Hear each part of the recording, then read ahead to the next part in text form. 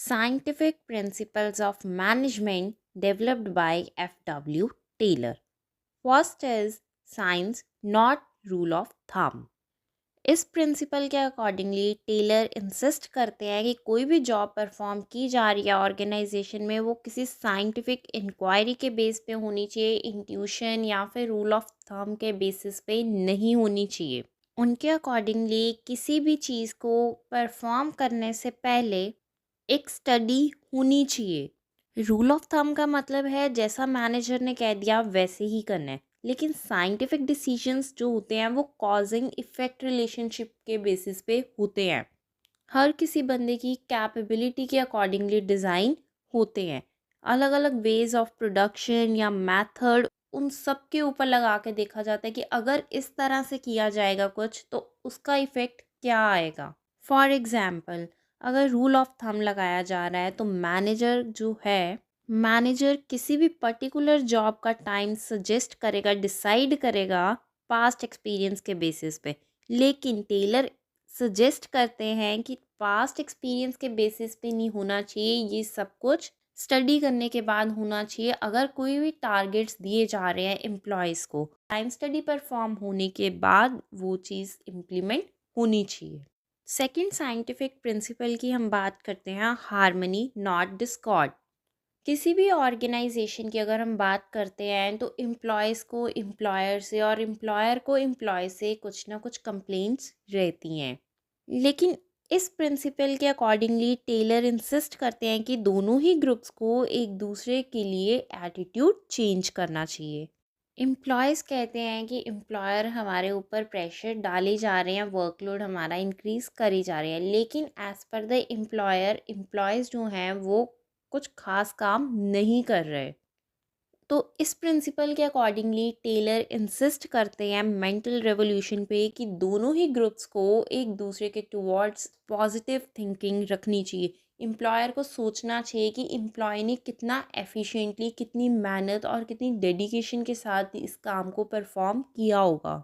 और एम्प्लॉयज़ को भी सोचना चाहिए कि एम्प्लॉयर अगर कुछ कह रहा है तो उस बात में कुछ ना कुछ पॉइंट ज़रूर होगा।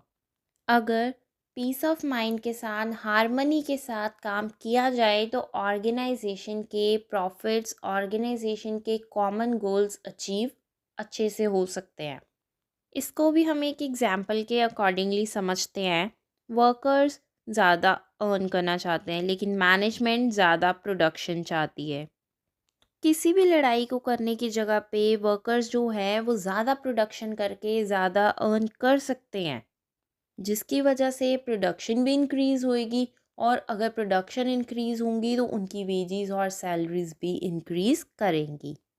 सिर्फ इसी रीज़न की वजह से जापानीज़ कंपनीज़ में जो मैनेजर्स हैं एम्प्लॉयज़ को, वर्कर्स को अपनी फैमिलीज़ की तरह ट्रीट करते हैं, ना कि वर्कर्स की तरह। और जो मैनेजर्स हैं वो वर्कर्स को इनकरेज करते हैं, हेल्प करते हैं, उनके साथ काम करते हैं। थर्ड हम बात करते हैं कॉपरेशन नॉट इंडिविजुअलिज्म। इस प्रिंसिपल के अकॉर्डिंगली ऑर्गेनाइजेशन में सबको एक दूसरे के साथ कोऑपरेट करके काम करना चाहिए, एक दूसरे को समझना चाहिए। जैसे हमने हार्मनी नॉट डिस्कॉर्ड में किया कि लड़ाई झगड़े नहीं करने, एक दूसरे का साथ दे के काम करना है, तो उसी तरह से कॉपरेशन नॉट इंडिविजुअलिज्म में इसमें भी यही समझाया जा रहा है कि मैनेजमेंट को वर्कर्स को अपने कॉन्फिडेंस में लेना चाहिए। कोई भी टारगेट सेट करने से पहले, कोई भी न्यू प्लान्स एग्जीक्यूट करवाने से पहले। फॉर एग्जाम्पल, अगर कोई भी काम असाइन करने से पहले वर्कर्स को पूछा जाएगा वो ये करना चाहते हैं या नहीं करना चाहते, उनके इंटरेस्ट के अकॉर्डिंगली उनको वो काम दिया जाएगा, तो उस केस में वर्कर्स जो है वो ज़्यादा एफिशिएंटली उस काम को कर पाएंगे, क्योंकि वो वर्कर ने खुद बोल के लिया है। नेक्स्ट हम बात करते हैं development of workers to the greatest efficiency and prosperity. इस प्रिंसिपल के अकॉर्डिंगली टेलर सजेस्ट कर रहे हैं कि जब एम्प्लॉयज़ को सेलेक्ट करते हैं या फिर सेलेक्ट करने के बाद उनको जो भी जॉब असाइन की जा रही है वो उनकी क्वालिफ़िकेशन के बेसिस पे होनी चाहिए। टाइम टू टाइम ट्रेनिंग्स दी जानी चाहिए उनको, ताकि उनकी जो नॉलेज है वो एनहांस होती रहे और वो अपने काम में और ज़्यादा एफिशिएंट होते रहे और ये कंपनी और वर्कर्स दोनों की ग्रोथ के लिए इम्पॉर्टेंट है। बिजनेस स्टडीज़ की और भी वीडियोस देखने के लिए इस चैनल को सब्सक्राइब ज़रूर करना।